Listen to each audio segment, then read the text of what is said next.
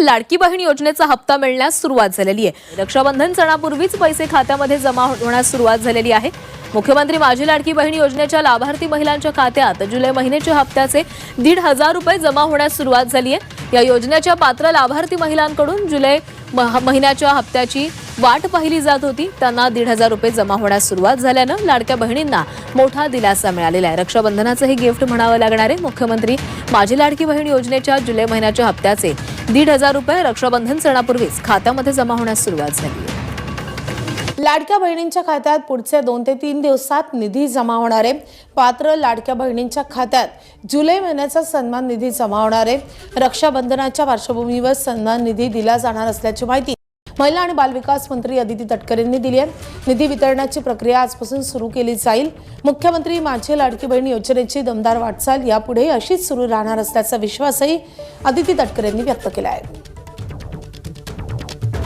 रक्षाबंधनाआधी सरकारने ओवाळणी दिली आहे। लाडकी बहीण योजनेचे 1,500 रुपये महिलांच्या बँक खात्यात जमा होण्यास सुरुवात झाली आहे। सामाजिक न्याय विभागाकडून 344 कोटी रुपयांचा निधी हा महिला आणि बाल विकास विभागाकडे वितरित करण्यात आल्यानंतर जुलै महिन्याच्या हप्त्यांचं वितरण सुरू करण्यात आलंय।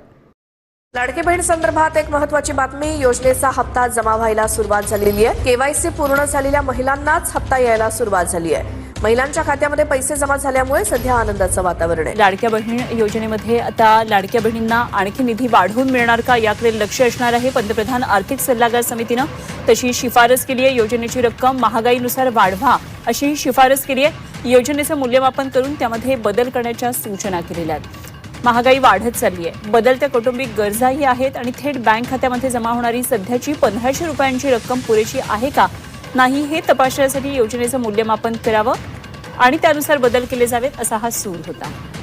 लाडकी बहीण योजनेमधून 80 लाख नव्हे तर 92 लाख लाभार्थी वगळल्याचं समोर आलंय। ई-केवायसी न करणं, उत्पन्नाची मर्यादा आणि जास्त वयामुळे लाभार्थ्यांना वगळण्यात आलेलं आहे। आणि लाडक्या बहिणींना कोणत्या कारणानं या योजनेमधून वगळलेलं आहे ग्राफिक्सच्या माध्यमातून जाणून घेऊयात। तर 55 लाख महिलांकडून मुदतीत ई-केवायसी पूर्ण नाही, त्यामुळे लाडक्या बहिणी अपात्र ठरलेल्या आहेत। त्याचबरोबर 12 लाख महिलांचं वार्षिक कौटुंबिक उत्पन्न मर्यादेपेक्षा जास्त आहे। 4.5 लाखांहून अधिक महिलांचं वय 65 वर्षांपेक्षा जास्त आहे। 12 लाख लाभार्थ्यांचं उत्पन्न 2.5 लाखांपेक्षा जास्त आहे, त्या आयकर भरणाऱ्या आहेत। 5 लाख महिला आधीच नमो शेतकरी योजनेच्या लाभार्थी आहेत। 14,000 पुरुष लाभार्थी देखील आहेत आणि या कारणांमुळे लाडक्या बहिणींची संख्या ही कमी झालेली आहे। ज्या महिला केवायसी करायला तयार असतील त्यांच्यासाठी पुन्हा ई-केवायसीची विंडो सुरू करण्याची तयारी असल्याचं फडणवीस म्हणाले। केवायसी पूर्ण केली त्या लाडक्या बहिणींचे पैसे मिळत राहतील, अपात्र लाडक्या बहिणींकडून पैसे वसूल करणार नाही असं फडणवीसांनी म्हटलंय। लाडक्या बहिणींच्या केवायसी बाबत मुख्यमंत्र्यांनी महत्त्वाचे संकेत दिलेले आहेत। योजना सुरू झाल्यानंतर आपण त्याचं केवायसी सुरू केलं आणि वेगवेगळे जे डेटाबेस होते त्याच्याशी कंपॅरिझन सुरू केलं, ज्याच्यामध्ये इन्कम टॅक्स विभागाकडनं सरकारचे जे काही कर्मचारी आहेत त्यांचं जिथनं पेमेंट होतं त्या पोर्टलमधनं आपण माहिती घेतली। जो काही आपला परिवहन विभाग आहे याच्यामध्ये मोटरची ओनरशिप कोणाकडे आहे, 4 व्हीलरची, याच्या डेटाबेसची माहिती घेतली।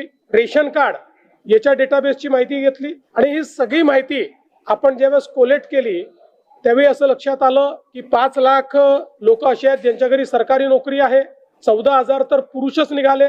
जवळपास 10 लाख असे निघाले की ज्यांचं उत्पन्न 2.5 लाखापेक्षा जास्तीचं आहे। अशा वेगवेगळ्या डेटाबेसमध्ये जे लोक अपात्र झाले त्यांना आपण अपात्र केलेलं आहे। त्यासोबत आपण हे सांगितलं होतं केवायसी करून घ्या, म्हणजे जे काही माहिती तुम्ही सादर केलेली आहे ती आतापर्यंत सत्य मानण्यात आली, आता त्याची कागदपत्र द्या। पण मोठ्या प्रमाणात केवायसी झाली नाही। आता एक गोष्ट आपण लक्षात घ्या की ज्यांना अर्ज करता येतो, सेल्फ सर्टिफिकेशन करता येतं, त्यांना केवायसी करता येत नाही असं मानणं काही योग्य नाही। पण जवळपास 9 महिने सातत्याने पाठपुरावा केल्यानंतरही ज्यांनी केवायसी केली नाही ते अर्थातच कुठला तरी एखादा निकष पार पाडत नाही, म्हणून त्यांनी केवायसी केली नाही. आणि म्हणून हे जे काही आत्ता या ठिकाणी जवळपास जे काही तुम्ही सांगितलं 60 लाख 80 लाख जो काही आकडा तुम्ही दिलेला असेल, तर ते लोक या योजनेच्या पात्रतेचे निकष हे पूर्ण करताना दिसत नाही. जवळपास 1,70,00,000 लाख महिला, थोडं आकडा कमी अधिक असेल 3-4 हजार, पण 1,70,00,000 महिला ज्या आहेत या निकष पूर्ण पार करतात, त्यांची केवायसी झालेली आहे, त्यामुळे त्यांना लाडक्या बहिणीचे पैसे मिळतच राहतील. ज्यांनी केवायसी केली नाही त्यांना आता आम्ही पैसे देणार नाही, पण त्यांना दिलेले पैसे आम्ही वसूलही करणार नाही. मात्र 14,000 ज्या पुरुषांनी पैसे घेतलेले आहेत त्यांच्याकडनं मात्र पैसे हे वसूल केले जातील. त्यामुळे नीट सायंटिफिक प्रोसेसने या सगळ्या गोष्टी केल्या आहेत. आणि आजही यांच्यापैकी कोणी जर केवायसी करणार असेल तर आम्ही विंडो ओपन करायला तयार आहोत आणि त्यांना लाभ द्यायला तयार आहोत. आजही ज्यावेळेस आपण जेवढ्या लाडक्या बहिणींना लाभ देतो, देशातल्या कुठल्याही योजनेपेक्षा आजही सर्वात मोठी योजना ही महाराष्ट्राची आहे. आजही देशामध्ये एवढा लाभ 1,70,00,000 कुठलंच राज्य देत नाही जे महाराष्ट्र देत आहे. केवायसी मुळेच नाही तर त्यामध्ये अनेक कारणं आहेत असं स्पष्टीकरण मंत्री अदिती तटकरेंनी दिलंय. काय म्हणतात तटकरे, काय स्पष्टीकरण दिलंय तटकरेंनी, आपण ऐकूया. काही आमच्याकडे ज्या लाभार्थी महिला आहेत यांनी विनंती केलेली आहे की त्यांनी ई-केवायसी करून सुद्धा त्यांना लाभ हा बंद झालेला आहे. आम्ही त्याची फेर तपासणी करत आहोत, जेणेकरून कुठलीही महिला जिने ई-केवायसी केलेली असेल ती लाभापासून वंचित राहता कामा नये. योजनेमध्ये काही अर्ज जे आहेत ते बाद झालेले पाहायला मिळतात, जवळपास त्याची संख्या आहे. अर्ज बाद झालेले नाही आहेत. खरं तर महायुतीची एक सर्वात महत्त्वाकांक्षी योजना म्हणजे मुख्यमंत्री माझी लाडकी बहीण योजना आहे. याची ई-केवायसीची प्रक्रिया ही साधारणपणे गेल्या वर्षी ऑगस्ट महिन्यामध्ये सुरू झाली होती आणि त्याला पहिल्या सुरुवातीच्या ह्याच्यामध्ये जवळपास 3 महिन्याचा कालावधी देण्यात आला होता. मग वाढवून आणखीन 2 महिने दिला, आणखीन 2 महिने त्याच्यामध्ये वाढ झाली आणि असा 8-10 महिन्यांचा कालावधी हा ई-केवायसीसाठी दिला होता. आणि ही ई-केवायसी प्रक्रिया ही फक्त ह्या लाडकी बहीण योजनेमध्ये नाही आहे, तर ज्या ज्या राज्याच्या डायरेक्ट बँक ट्रान्सफरच्या योजना आहेत म्हणजे DBTच्या योजना आहेत ह्या सगळ्यांमध्ये ई-केवायसी प्रक्रिया केली जात असते. आणि हा जो 80 लाखाचा आकडा आहे हा फक्त ई-केवायसीचा नाही, यात ई-केवायसीचे काही महिला असतील ज्यांनी ई-केवायसी केलेली नसेल इतक्या मुदतीत सुद्धा तेही आहेत. काही आम्हाला गेल्या 10-10.5 महिन्यापासून आम्ही एक IT विभागाचा म्हणजे इन्कम टॅक्सचा आम्ही जो आकडा ज्यांचं उत्पन्न 2.5 लाखापेक्षा जास्ती आहे हा डेटा जो आहे हा आम्ही त्या ठिकाणी मागवलेला होता. त्याला साधारणपणे 10-11 महिन्याचा कालावधी गेला, तर त्या जवळपास एक 11, 11.5, 12 लाख हा तो डेटा याच्यामध्ये 80 लाखामध्ये समावेश आहे. याच्यात 4.5 पावणे 5 लाख अशा महिला आहेत ज्या 65 वयोगटाच्या पुढे गेलेल्या आहेत, जे वयाचं निकष आहे तर त्यामध्ये असतील. त्याच्यानंतर याच्यात सरकारी कर्मचारी ज्यांनी लाभ घेतला होता ते काही हजारांमध्ये होते, 14,000-14,500 असतील. त्यांच्याकडून वसुली जी आहे ही गेल्या 8 महिन्यापासूनच सुरू आहे, त्याच्यामुळे ते याच्यामध्ये आहेत. तर अशा पद्धतीनं काही नमो शेतकरीचे आहेत जे नमो शेतकरीचाही लाभ घेत होते, याचाही घेत होते, तर अशा पद्धतीनं ते साधारणपणे हा आकडा आहे. याच्यात सुद्धा काही आमच्याकडे ज्या लाभार्थी महिला आहेत यांनी विनंती केलेली आहे की त्यांनी ई-केवायसी करून सुद्धा त्यांना लाभ हा बंद झालेला आहे. आम्ही त्याची फेर तपासणी करत आहोत, जेणेकरून कुठलीही महिला जिने ई-केवायसी केलेली असेल ती लाभापासून वंचित राहता कामा नये.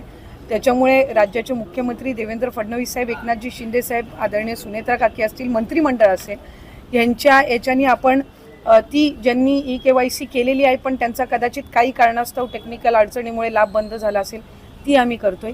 काही अशा आहेत ज्यांनी संजय गांधी निराधार योजना आणि लाडकी बहीण योजना ह्या दोन्हीमधून जे लाभ घेत होते ते छाननीमध्ये कट झालेले आहेत, पण त्यांना दोन्हीपैकी एका योजनेचा कंपल्सरी लाभ हा आपण देणारच आहोत. त्याच्यामुळे जे अशा बाय डिफॉल्ट दोन्हीकडे लाभ घेत होते आणि दोन्हीकडनं त्यांची नावं कट झालेली आहेत त्यांना दोन्हीपैकी एका योजनेमध्येच तरी 100% त्याचा शासकीय ह्या योजनांचा लाभ हा मिळणार आहे. काही RTOच्या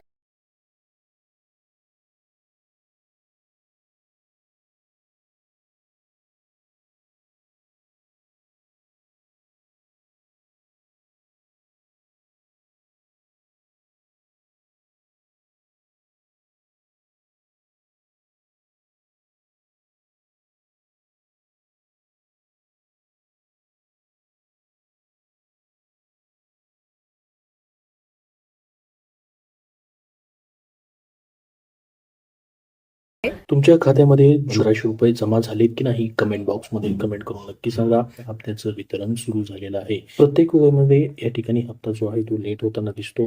त्या महिन्यामध्ये हे पैसे जमा न होता पुढच्या महिन्याच्या या ठिकाणी पहिल्या किंवा दुसऱ्या आठवड्यात जमा होतात. त्याच्यामुळे लाडक्या बहिणींना पूर्ण महिनाभर वाट पाहावी लागते. मात्र त्या महिन्यामध्ये सध्या पैसे जमा होताना दिसत नाहीत. तर त्यासाठी सरकारने 1 तारीख फिक्स करणं गरजेचं आहे. तुम्हाला वाटतं का सरकारने 1 तारीख फिक्स करावी? कमेंट बॉक्समध्ये सर्वांनी हो म्हणून नक्की सांगा, जेणेकरून सर्वांना फायदा होईल.